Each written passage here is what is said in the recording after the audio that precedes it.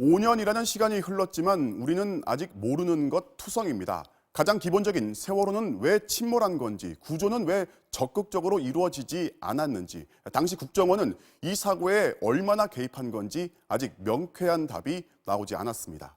그 답을 찾기 위해 출범한 사회적 참사 특조위가 안고 있는 과제를 문현철 기자가 취재했습니다. 세월호 참사에서 살아남은 사람들.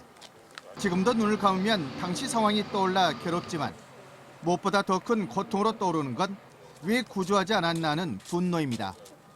구조자는 안 오는 거야. 충분한 시간이 있었는데 그거를 왜 구명조끼는 입으라 그러고 왜 그렇게 탈출을 안 시켰는지 그게 난 참 이해가 안 돼. 세월호와 관련해 형사처벌된 해경은 당시 출동했던 123 경비정 책임자였던 경장 1명이 전부 300여 명이 희생된 대참사인데도 이상하게도 지휘부 일부는 승진까지 했습니다. 침몰 원인은 여전히 미공 속입니다. 세월호 선체조사위원회가 1년여의 조사 끝에 내놓은 침몰 원인은 두 갈래. 내부 결함과 외부 요인, 어느 것도 명백하지 않지만은 당시 상황을 가장 잘 아는 이준석 선장 등 세월호 선원들은 여전히 굳게 입을 다물고 있습니다. 이 침몰 원인을 해명하지 못한다면 책임자 처벌도 미안의 과제, 불완전한 과제로 남을 수밖에 없다고 생각합니다.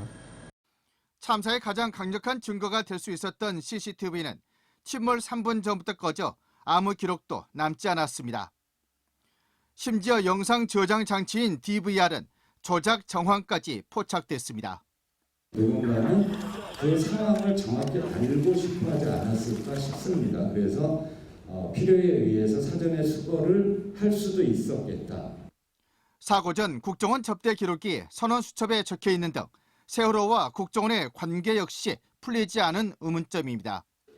세 차례 청문회를 실시한 세월호 특별조사의 일기에 이어 선체조사위 그리고 작년 말 2기 사회적 참사 특조위가 출범했지만은 이처럼 진상 규명은 무엇 하나 속 시원하게 이루어지지 않고 있습니다.